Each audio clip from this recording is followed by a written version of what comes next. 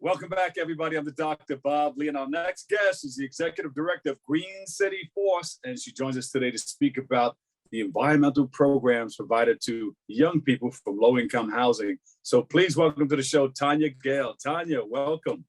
Thanks so much. Appreciate being here. Now, when you speak about the NYCHA, what area are you in right now?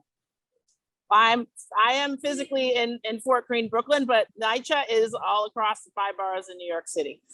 So yes, NYCHA is everywhere. I know. I grew up in the neighborhood over there by Queensbridge awesome. Housing, NYCHA. The largest public housing in the world, Queensbridge. Amazing space. Yes, it is. So tell us about the wonderful work that you're doing within this space. Well, Green City Force is a very intentional organization. We are prioritizing young adults who come from public housing across New York City. And we bring young folks into our program, which is an AmeriCorps program. And they serve their national service while they're with us, and they're building their workforce skills around the green economy, sustainability, urban agriculture, solar, recycling, composting.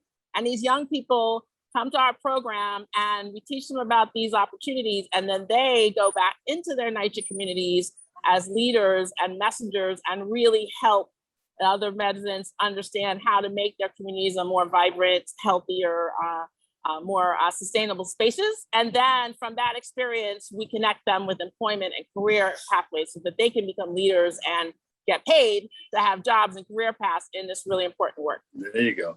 Tonya, how long has this been going on?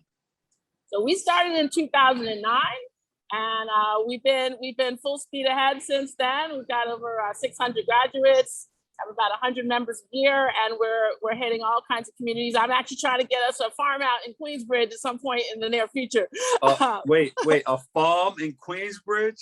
I know it sounds crazy, but we have, for the last few years, built and managed 6 large-scale urban farms in NYCHA developments. We don't have one in Queens yet, but we're coming. We've got one up in the Bronx in Morrisania. We've got 2 in Brooklyn right now. We built the one in Red Hook that's now managed by other folks, but we've grown and produced over 100,000 pounds of food, that's fresh produce for the residents. Our young people are the drive. They're the farmers. They're the designers and managers of these spaces. And the community comes out. We bring kids, teach them about where tomatoes come from, not from the grocery store, but actually from the soil. And it's a really amazing thing. And it's happening right in public housing communities where the people who live there are creating that awesome experience. So we're really excited about that work. Keeping it green. I know who you can speak to in Queensbridge also. Awesome. All right, hook me up. We will. So tell us about Green City Force. What are some of the other things, some of the other programs that you have that make it all work? So we have a lot of really amazing things because we really count on the young people who are in our program as people who live in these low-income communities to be our kind of thought partners, like understand, okay, what does the community need to be more sustainable? What is helpful? People need jobs, people need experience, but like the young people who are in our program literally knock on doors, they knock on their neighbors' doors and they say, can we talk to you about reducing your energy use? Can we talk to you about reducing your water use, and help residents to understand why these things ultimately will be cost savings for NYCHA, which will be intended to go back into making the quality of the housing better, right? Because we all know there are challenges around the public housing. So it's really about changing the myths and negative stereotypes of young adults who come from low-income communities and really showing that they have this amazing talent and skill and passion to drive change. And then just straight up employment, right? Like, so career paths and having them as leaders. They're on rooftops doing solar installations. They're doing recycling programs. This amazing young man named Domingo Morales, who is creating a whole movement in low-income communities around composting and recycling. And so it's really fantastic. And the young people who graduate from our programs become the leaders in the physical farm sites. They are the managers. And so other young people see them as role models and say, how can I get that job? How can I get that experience? So it's really about a movement of systems change. It's really about showing the talent and potential and need for young Black and brown folks to be driving stuff that is typically not connected to people of color. People don't necessarily think of young community of colors when they think of sustainability But we're absolutely critical because environmental injustice hits hardest in low income and Black and BIPOC communities. So it's more important than ever that the leaders and the people solving those problems are coming from those actual neighborhoods. Yeah, when I was living in Queensbridge, you would probably knock on my door and say, "Can you please turn down the sound system?" I was using a lot of energy, the electricity. Yeah. Well, But it we'd helped rather have me you come become the outside. person I am today. No, absolutely. And that's we have Harvest Fest in the fall. In the fall, it's like come out, bring your family, and come down to the farm and like have a pumpkin patch in the courtyard, and bring your folks and have a DJ out there, and share the community experience. Now, if you was knocking on everybody's door and you was telling them about compost, how would you tell them to save? Would you tell them to save their garbage or put that in a different bag and bring it down to a certain place?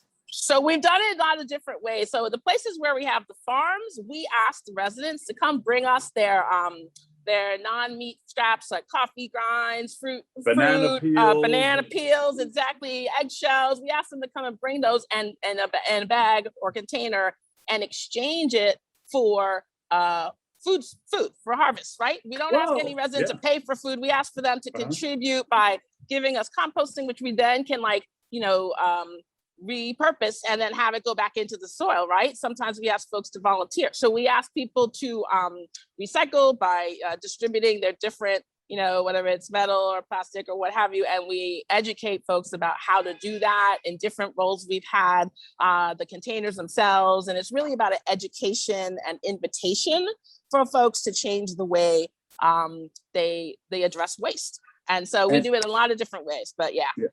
Who are the people or organizations responsible or essential for this holistic approach? Well, it's a combination, right? So it starts with the community, which means we will go to a particular NYCHA neighborhood and we'll say, okay, we've spoken to the resident leadership of that community. We want to understand who are the key stakeholders, whether they're community members, nonprofit organizations. We, of course, work very closely with NYCHA. And then ideally, we want to recruit as many people as possible who are young people from those communities. So all you folks out at Queensbridge, all you folks out at, Morrisania, all of our sites across NYCHA, if you're 18 to 24, and you want to be in this opportunity, then you're the curators of the vision of what's needed in your community. And we want to bring you on to be part of our team.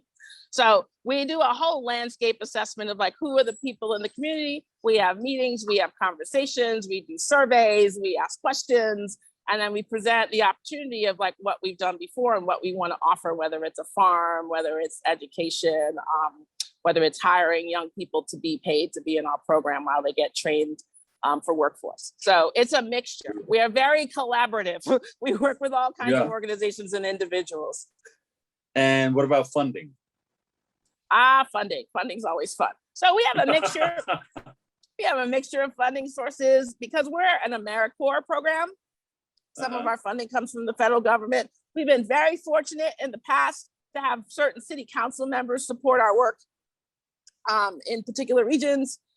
We have a major partnership with the Mayor's Office of Criminal Justice, where they support our work in particular targeted neighborhoods. We have private funding, individuals help support our work. There's a state organization called NYSERDA, which is focused on energy. And because so much of our work is tied to energy education, that's a source of funding for us as well. And then we have contracts fee for service. So we really have a range of different ways we try to get support for the program and the young people. Yeah. Tonya, how can we find out more? Well, you can go to our Instagram, you can go to our website, greencityforce.org. You could come out to our sites, Bayview houses, Howard houses, Morrisania Forest houses in Staten Island. We're at Meredith Harbor, Wagner houses. Come see us, check us out online, follow us on Instagram, and come volunteer or come sign up, come be a Corps member. Love to have you. Tonya, we love you. Thank you. Executive Director, Green City Force. Thanks so much. Director. Yeah, you're welcome. Tonya Gayle. Thank you. Thanks so much, Dr. Bob. Take care. We'll take a break. We got more coming up next on Open.